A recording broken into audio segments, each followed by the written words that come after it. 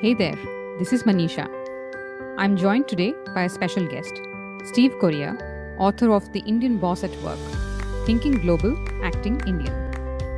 Steve is an executive coach with over 3 decades of corporate experience and has served as the Chief HR Officer of MNCs and family-led professional businesses. He has diverse industry exposure that includes pharma, office automation, CPG, telecom, and the IT and ITES sectors, and has worked both in India and abroad. I caught up with Steve earlier to ask him what inspired the book, and he says that back in 2011, while he was at a national HR conference, a global HR speaker shared his perspective on leadership. Someone in the audience raised his hand and remarked that these were ancient thoughts and urged the need to develop an indigenous model basis our Indian-ness. Several delegates chimed in at once, agreeing with this. The speaker queried if someone would be willing to come up on stage and then elaborate on an Indian way of management. What followed was an awkward silence before someone finally got up and made a few points. Steve says he experienced a moment of epiphany and realized that his own knowledge of Indian leadership was unsatisfactory. To be sure, he checked with others and he discovered that the knowledge of Indian-ness is woefully inadequate, yet we follow it unconsciously. In this 2-part series, we explore how well Indian leaders understand Indian-ness and the contextual cultural codes, and what no one tells you is leadership is an art and craft, but between the two lies business. I'm convinced the ABCs of leadership must be learnt.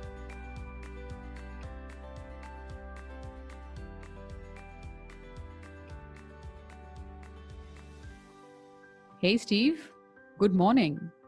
Good morning, Manisha. It's so good to have you on Tell It Like It Is. And I know you've written this fabulous book called The Indian Boss at Work. I'm very excited to read it. I've already pre-ordered my book, so I can't wait to read it. But before that, what is this book about and what led you to write this book? Firstly, Manisha, I'm delighted for being invited on your podcast. Thank you for inviting me. Before I answer the question, what this book is about, let me throw a question back at you. Do you believe all humans are similar or distinctive? Does time and place matter? Distinctive for sure. And time and place also matters because I think context is very important. Super. In a sense, what I am referring to is that all of human dilemmas are universal, but our responses to the imperatives are actually cultural. And this book is really about looking at the distinctiveness about the Indian leader, how he thinks, feels, and behaves at the workplace. One of the things about most of the psychology and leadership practices that come from the West have an ethnocentric kind of a lens around which they view the world. And there are, of course, studies by Hofstede and Trompenners and so on that go on to map the world based on certain attributes. The reality is that these ethnocentric lenses are useful to compare different nations, but it's also important to understand the emic lens, which is the indigenous psychology of the nation and the culture. And therefore, in this book, I try and bring out both the ethic and the emic, not to condemn a Western lens, nor to glorify an Indian lens, but to be able to do what Rudyard Kipling thought would never happen, to make the East and West, allow for that reconciliation in terms of where leadership is actually going. Wow. So that's a very balanced approach is what you're saying one can expect from the book. Yes. Mind you, it's not about just cross-cultural differences, but the book talks about that in every leader, he has a mixed orientation. One which is the primary axis of his Desh, Kaal and Patra, and the other is his own Western education and, if I may say, a bit of aping of the West because of the prosperity that those nations have achieved. Okay. Now, Steve, I've only known you for a few months now, ever since we started collaborating on this project. But it seems like it almost feels like I've known you forever, especially. And I'm convinced now that my mom is in cahoots with you when you sent me a video of the benefits of haldi and honey and stuff like that. So, Amma, I hope you're listening to this. That's a very Indian thing to do, right? So you actually gone ahead and defined this Indian-ness. So what is Indian-ness, Steve? And how did you arrive at this definition? Manisha, it's quite easy to think of Indianness as something about it being a geography. The way I look at Indianness, it's about an orientation, a particular way of thinking, feeling, and acting, which is very distinctive Indianness. It is what Ramanujam queried in a very famous article called "Is There an Indian Way of Thinking?" where he, introduced the whole notion of Indians are context sensitive. Now, this Indianness, Manisha, that I talked about is not just with Indians in India, but with diaspora as well. Its characteristics are apparent also in the Eastern world. You'll obviously find many folks from the Western geography have a similar Indianness orientation. And I dare say there are many Indians who do not have this Indianness. And for many people who are born in India but brought up in another country, or migrated, or those who have been born from Indian parents, they also have this unique, it's called the Hafi culture. This Indianness shows up really in terms of, paradoxically, in our unity in diversity. I've quoted several leading thinkers, both outside in as well as from those from India, to truly bring out the plurality, the multiplicity of what Indianness is all about. But in the end, Indianness is not about what defines you, but what you define as your Indianness. And there, Manisha, lies your choice as to what is unique about your Indianness.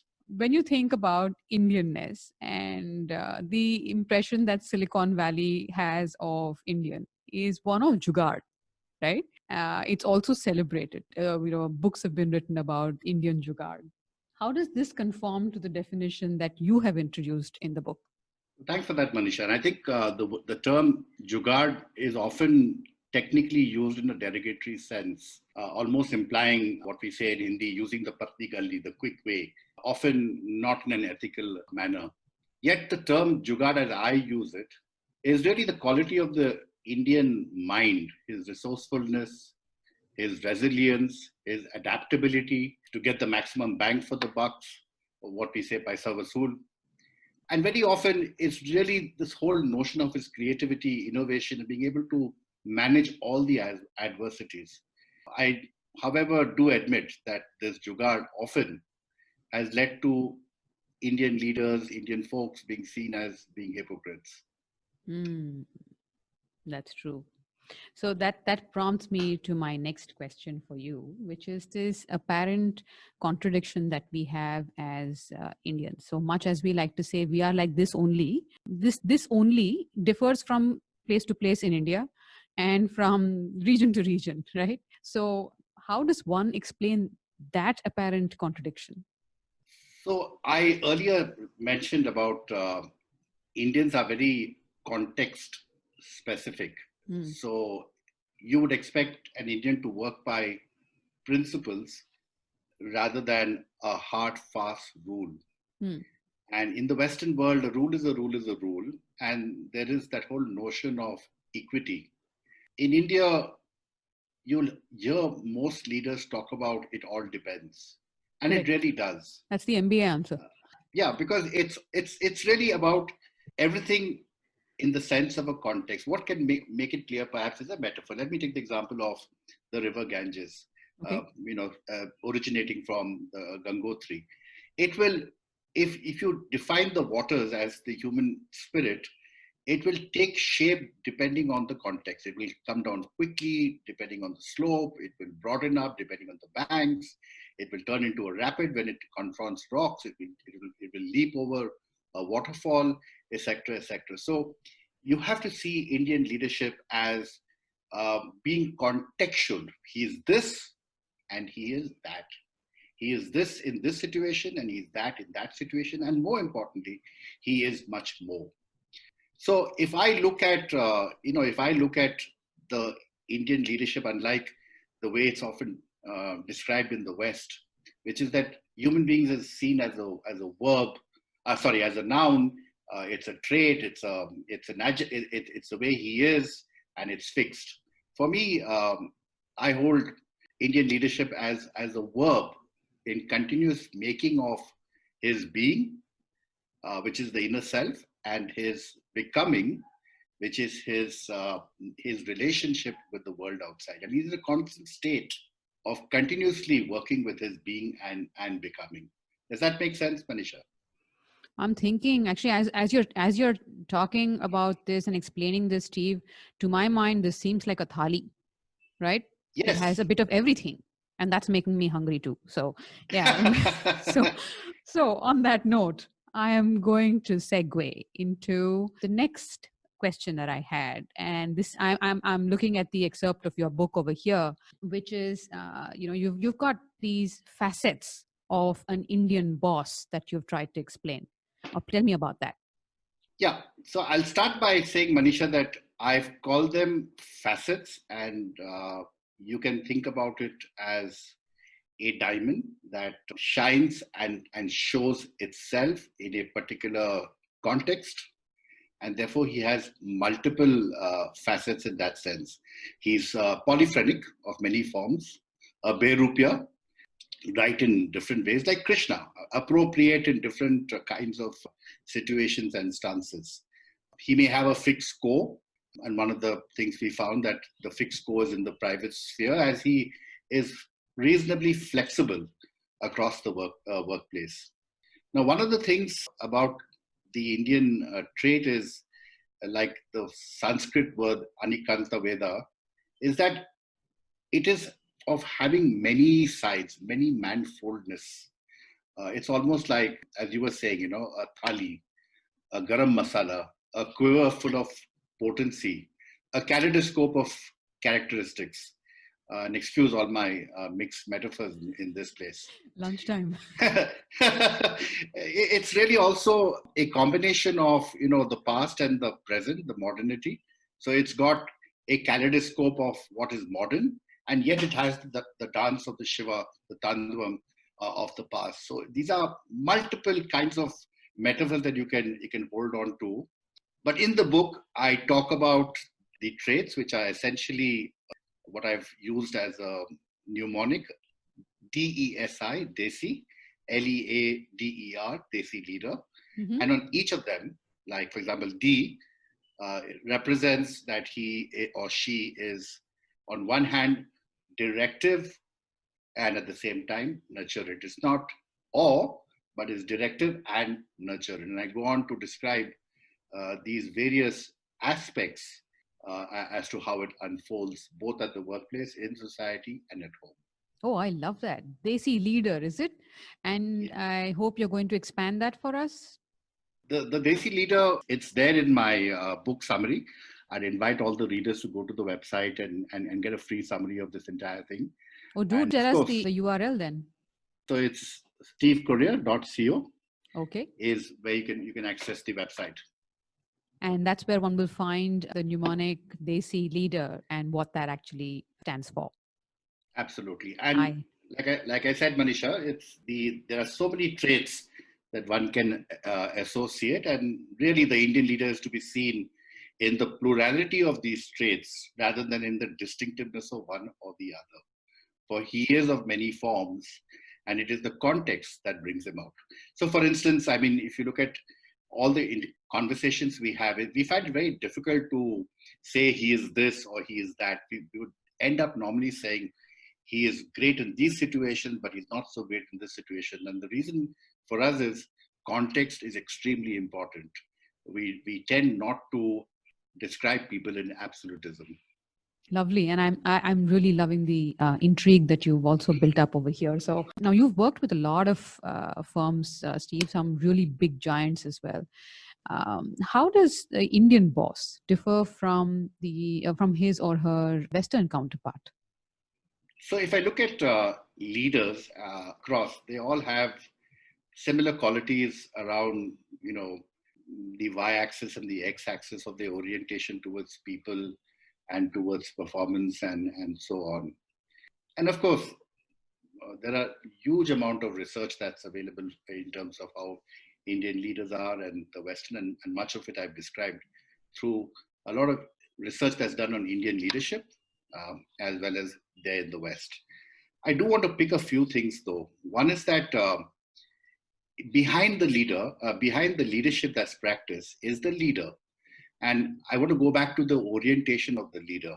The Western leader is, if I may say, is self-autonomous. It is I, the self, operating with the me, which is the society and the organization and so on. And there's a continuous mediation of being effective in the context. The Indian leader is really a relational orientation. The I often, Manisha, is subsumed in the we. So you'll hear things like, the family, about society, Shubh Labh, the world is one, the whole orientation towards the diffusion of the family life with the professional life and so on.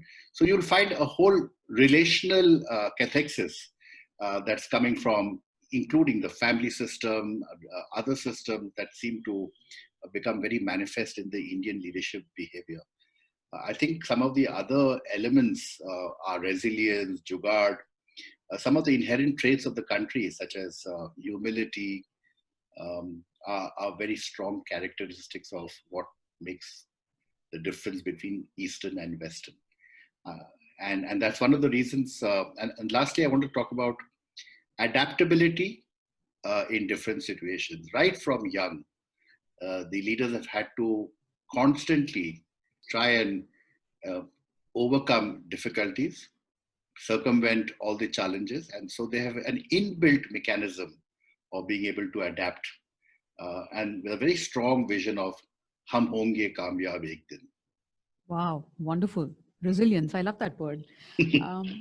Steve, I want to take you back to something you said a little while ago about Kaal, Desh, and Patra. Now, these are words that also one comes across in your book, right? How do these three affect leadership styles of Indian leaders? And it would really help if you can share some examples or anecdotes while you were going about your research.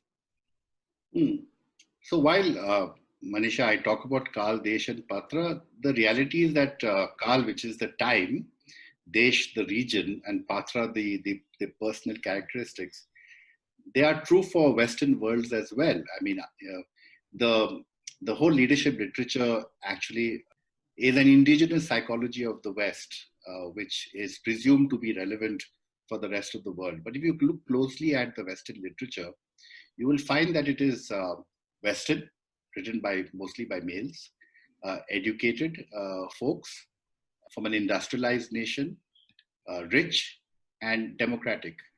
And so much of the literature comes from academia, from these participants, which is quite weird, and does not embrace the rest of the world, which seems fairly undemocratic in that sense. Nor does it bring in a feminine quality into the workplace. So there are certainly newer definitions and newer aspects of the workplace that needs to be completely understood. And that's why an indigenous view of looking at India through the lens of India is very important. So you can have leadership as a numerator, but on the denominator is really the whole element of what is the backdrop on which the entire scenario is played. I mean, I love analogies, so let me tell you. Imagine yourself in a Mumbai NCPA theater where you're watching a Shakespearean play. The audience are Indian, the actors are Indian, and yet you're talking in Shakespearean language. Yeah. So it's clear that we are operating in a Western setup kind of a modality with an Indian orientation. And how does this kind of polarity, this kind of mixing, intertwining, impact the leadership? You can clearly see examples of some of the clashes that have happened on account of cultures. I give instances of the differences between what may have happened with, let's say, Sikha and Narayan Murthy, why possibly there was this whole differences between Cyrus Mistry and Ratan Tata in terms of the context, the vision, the values that they had, and the differences that came from their approach. We also look at family-run businesses and how they have quickly been able to change, transit, and move rapidly through. And more importantly, I think Desh, Kaal and Patra is very important. I trace some of the background to Dhirubhai Ambani and his success in India, and the importance of family. There was this very famous movie Diwar in which Amitabh Bachchan meets Shashi Kapoor under the bridge, and he says, "I've got this, I've got that, I've got this. What do you have?" And Shashi Kapoor gives that famous dialogue, "Mere paas maa hai." Oh, too much, too much. Mere paas maa hai. Awesome. and if you look at Mere Paas Maa Hai, and if you look at the feud that might have that took place some years back with the famous Ambani family, it was actually Kokili Bain who stepped in and sorted it out. Not an arbitration, not a court, not other friends, but it was family.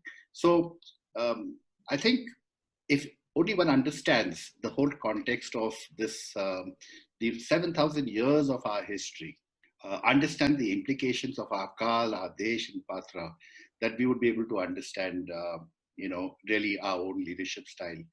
And I must say, Manisha, that, when I look at, for instance, why do most change projects fail, is because the context is never clearly understood.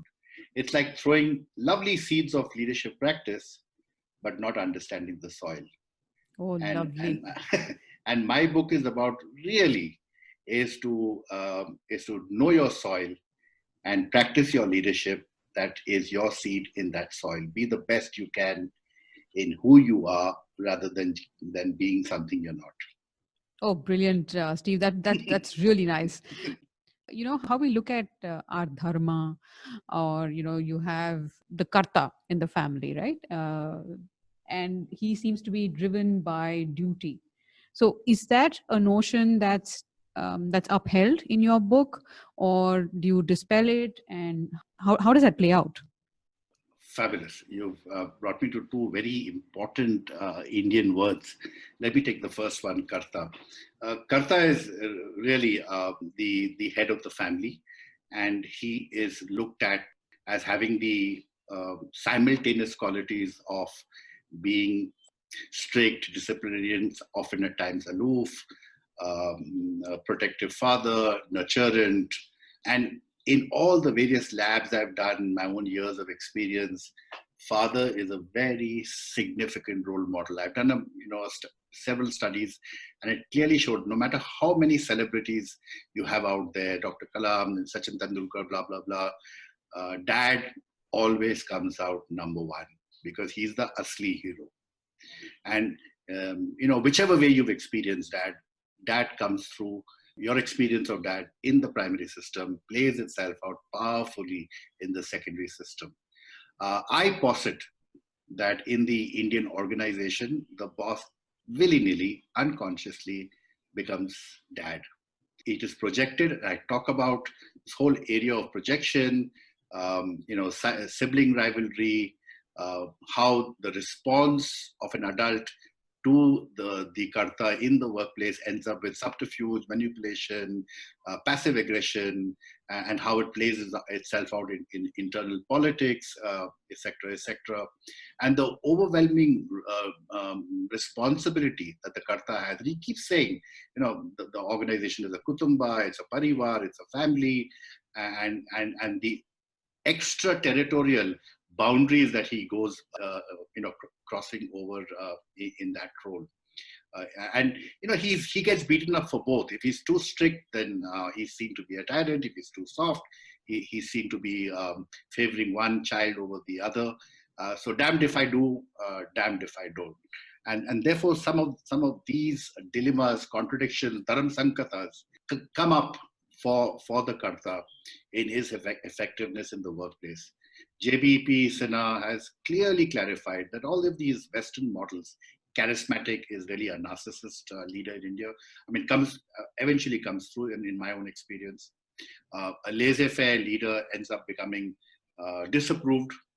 And one of the strongest leadership style that's effective for India is actually the nurture and task leader, a combination of the samtulan between adhikar and anurag.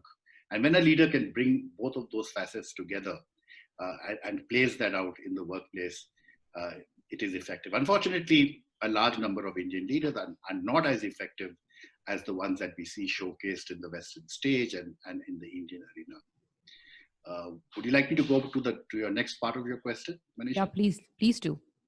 Dharma it means so many things. And my book talks about the multiple meanings of Dharma. And Dharma is actually one of the four facets of the walk of life, which is Dharma, Artha, Kama, and finally leading to Moksha. So Dharma, so really in many sense, the individual has got a Swadharma, which is that individualistic journey on which he must proceed on his own towards the path that will eventually free him from all of these paths and reach bliss, in that sense. But when I look at Dharma, it offers principles, guidance, steers to how one should live one's life in the context of the ashramas. We've got 4 ashramas. We've got the student stage, we've got the householder stage, and so on and so forth. And it provides for a contextual play depending on one's, in italic, stations in life as to what is the dharma to play itself out. You've got Kula Dharma, you've got Apadharma, which is in the context of emergencies and stress. So I think in that sense, the Indian leader is constantly in the process of living with the highest principle. I talk about, Mahatma Gandhi, actually rejecting the British laws, not because he didn't want to uphold the law, the law being a lawyer, but he said to them that I uphold a superior principle that goes beyond all legal laws. And I think the implication of that, as we see in the workplace, is fantastic in the way the leader brings some of these Indian notions, either consciously or unconsciously, to work. And one of the things that I'd love for the book to bring out is to be able to understand the depth of our own Indian-ness and make the invisible, the withheld, visible, conscious, and acted on. Manisha. Thanks, Steve.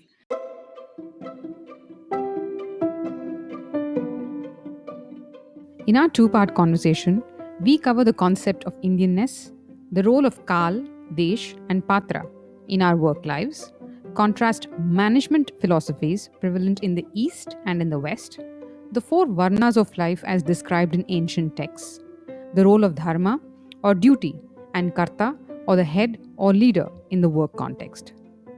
Join us next week for the second part of our conversation, where we discuss the Indian affinity to communities, balancing a multi-generational workforce, gender fluidity in the Indian leader, and imbalance